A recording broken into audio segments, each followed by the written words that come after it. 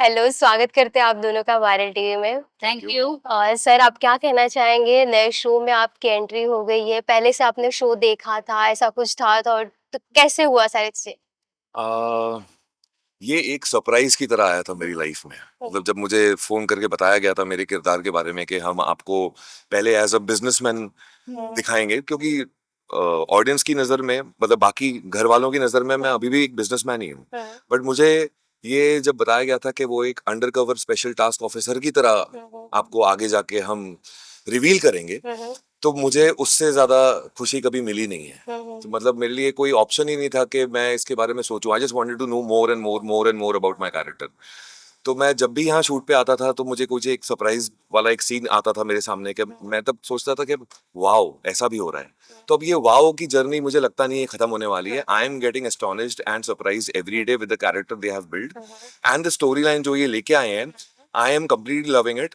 जो सेट पे एनर्जी होती है, आपको उस एनर्जी से ही समझ में आ जाता है कि सामने वाले को भी कितना पसंद आ रहा है। तो अब मुझे दीपिका जी से या मुझे आदित्य से पूछने की जरूरत नहीं है, नमन से पूछने की जरूरत नहीं है कि उनको कितना पसंद आ रहा है, because you feel the vibe. Scene enact करते हुए आपको समझ में आ जाता है कि सामने वाला कितना इनपुट दे रहा है, क्या वो 100% दे रहा है, 100% है आपके साथ सीन में या नहीं है। दीपिका मैम आपसे जानना चाहेंगे, ट्रैक पूरी तरीके से चेंज हो चुका है। आपने अपने किरदार के लिए कितनी मेहनत की, उसमें कितने चैलेंजेस आने वाले हैं और कितनी आपने तैयारी की? हाँ, तैयारी तो मेरी शुरू से ही चल रही है because I am very I love doing workout. I love because set पे आने से पहले मुझे होता है कि मैं 20 मिनट्स जो है कुछ ना कुछ मतलब स्ट्रेच कर लूँ, थोड़ा वर्कआउट कर लूँ, कभी किक्स कर लूँ, किक प्रैक्टिस कर लूँ। And I have a dedicated trainer for it. तो specially I choose dance also, Odissi. So उसकी वजह से मेरे अंदर ये स्पोर्ट्समैनशिप भी आती है कि अपनी बॉडी को एक्टिव रखना है। बट ये सारी चीजें मैं कर रही हूँ, जब मैं कर रही थी मुझे नहीं पता था, मुझे लोगों ने बीच में रोकना भी शुरू कर दिया था बिकॉज मैं बीमार, लो बीपी होने लगा था। सब मुझे डांटने लगे थे, डोंट डू वर्कआउट, 12 शिफ्ट तो करते हो ऑलरेडी, नो क्यों इतना अपने आप को ड्रेन आउट करना। बट ये सारी तैयारी आज इस दिन के लिए हो रही थी, ये मुझे बिल्कुल नहीं पता था कि हाँ देश की बेटी बनने के लिए हो रही थी, ये मुझे नहीं पता था। तो कहते हैं ना कि यूनिवर्स हमेशा आपके साथ में अलाइन रहता है। बस आप अपने कर्म करो और फल की इच्छा मत चिंता मत करो, और बस अपने आप जो आपको अच्छा लगता है वो करते रहो। मुझे अच्छा लग रहा था इसलिए मैं कर रही थी। और आज फाइनली मेरी ऑडियंस हमेशा से ये मुझे देखना, स्टंट्स करते हुए देखना उनको हमेशा पसंद है जब भी मैं करती हूँ। और मुझे लगता है ये उनके लिए ट्रीट हो गई है। आई थिंक ये उनकी कहीं ना कहीं प्रेयर्स हैं जो आज ये देश की बेटी का ट्रैक आया है, कि हम दोनों साथ में मिलकर इस शो में काम कर रहे हैं। और अविनाश जी के बारे में बताना चाहूंगी, क्योंकि जब मैं दिल्ली में थी तो इनका शो आता था और मेरे घर में सब इनके फैन, सब मतलब इनके शो के। मैंने कभी नहीं सोचा था कि मैं कभी एक्ट्रेस बनूंगी और मैं इनके साथ काम कर रही होंगी।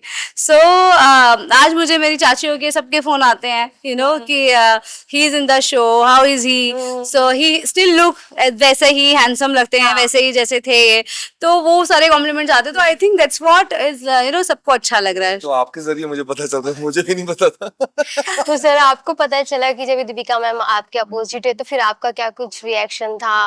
और आपने तो बता ही दिया आपका। हाँ, दीपिका जी, जब मुझे पता चला कि मैं मंगल लक्ष्मी के अंदर एंटर करने वाला हूँ और मुझे मंगल लक्ष्मी का पूरा प्लॉट समझाया गया, कौन कौन से एक्टर्स हैं। नमन को मैं बहुत पहले से जानता हूँ, वो साथ में क्रिकेट खेलते हैं, बट हमने कभी साथ में काम नहीं किया। मैं और दीपिका जी भी एक ही चैनल के लिए काम कर रहे थे, तब भी हम ऑन एंड ऑफ कभी अवार्ड फंक्शंस में मिले हैं, लेकिन काम कभी साथ में नहीं किया। मैं इनको पर्सनली नहीं जानता, मैं इनको प्रोफेशनली भी नहीं जानता था। लेकिन इस शो में आके मुझे जब आपके साथ एक्सपीरियंस एक्टर्स होते हैं, जब आपके साथ ऐसे एक्टर्स होते हैं जो हर एक न्यूआंसेस को, हर एक एक्सप्रेशन को पकड़ के चलें और किसी भी चीज को फॉर ग्रांटेड ना ले, तो वो एक पॉजिटिव वाइब्रेशन क्रिएट करती है सेट पे, जो कि बहुत जरूरी होती है। और वो सेट पे हमारे क्रिएट हुई है, और उसका क्रेडिट मेरे सारे एक्टर्स को और पूरी यूनिट को जाता है। Deepika ji, she is very professional. और थैंक यू, थैंक यू। नहीं नहीं, बिल्कुल नहीं ये है, ये तो बिल्कुल बात बिल्कुल एग्री कर प्रोफेशनल, और होना भी चाहिए, होना भी चाहिए। आप जैसा भी कोई भी काम करें, सिर्फ एक्टर्स की बात ही नहीं हो रही, बात तो नहीं हो रही है।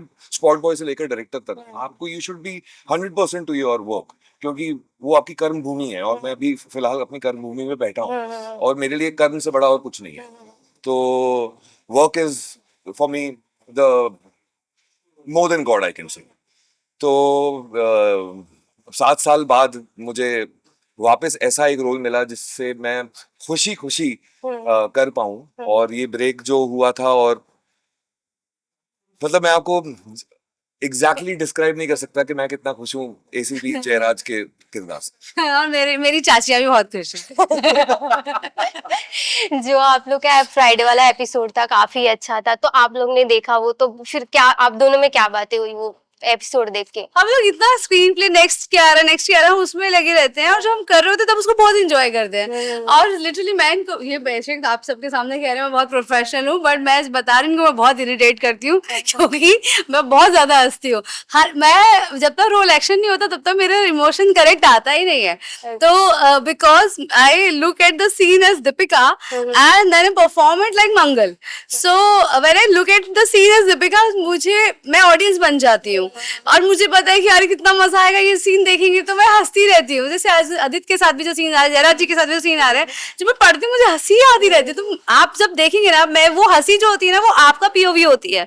बेसिकली ऑडियंस को देख के बहुत मजा आएगा, वो देख के मुझे खुशी हो रही होती है कि मुझे इतना खूबसूरत सीन मिला है कि कितने मुझे सोच सोच के मजे आ रहे हैं, तो ऑडियंस को कितना मजा आएगा। तो मैं उसमें ना वो इनग्रेन रिहर्सल्स में वो एनर्जी डाल ही नहीं पाती मंगल वाली। तो हाँ, मंगल वाली एनर्जी तो प्रेशर से आती है रोल एक्शन के बाद। उसके बाद भी कई बार ऐसा होता है कि एक करते करते भी हंस जाती हूँ मैं। तो और मैं सोचती हूँ शिट मैं अपनी खुद की दुश्मन हूँ। तो I don't know why he is saying professional. I am नहीं ये बहुत ही प्रोफेशनल है। सेट पे हंसी मजाक चलती रहनी चाहिए। आपका एक जो एटमॉस्फेयर होता है वो लाइट ही होना चाहिए, भले सीन आपका कितना ही डीप हार्टेड क्यों ना हो, भले इमोशनल क्यों ना हो, बट एक हंसी मजाक सेट पे चलती रहनी चाहिए। But she is definitely very professional. और स्पेशली वो जो सीन था जिसमें तुमने बोला कि वो भाग भाग के मारती हूँ, तो बोलती हूँ अब और नहीं भागा जाएगा। वो दिल से निकला था।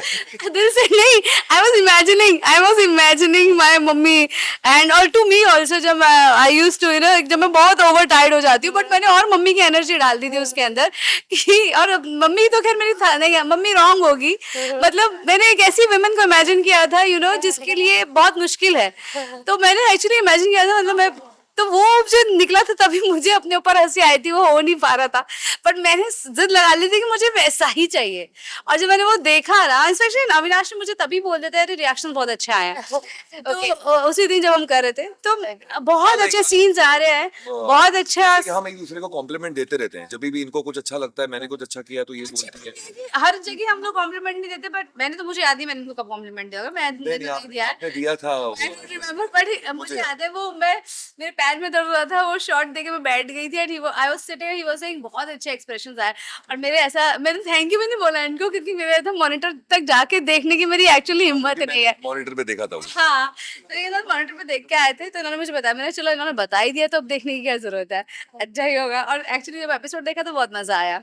ओके, लास्टली क्वेश्चन, जैसे आपने बोला मेरी चाचियाँ मतलब इनकी बहुत बड़ी फैन है, तो क्या आप उनसे बात करवाने वाले? सब अगर मम्मी का नाम ले तो मम्मी बोलेगी मेरा नाम नहीं लिया। बात करवाने वाले हो उनसे, या कुछ ऐसे बात हो आएंगे आएंगे सब लोग, मम्मी वगैरह आएंगे। वैसे मैं किसी को आने नहीं देती सेट पे, सच बताऊं, जैसे तुमको भी मैं मना करती हूँ। बिकॉज मेरे इतने इंटेंस सीन्स होते हैं ना कि मुझे लगता है कि अरे मेरे मेकअप रूम में सब लोग बात करेंगे, ये करेंगे मुझे।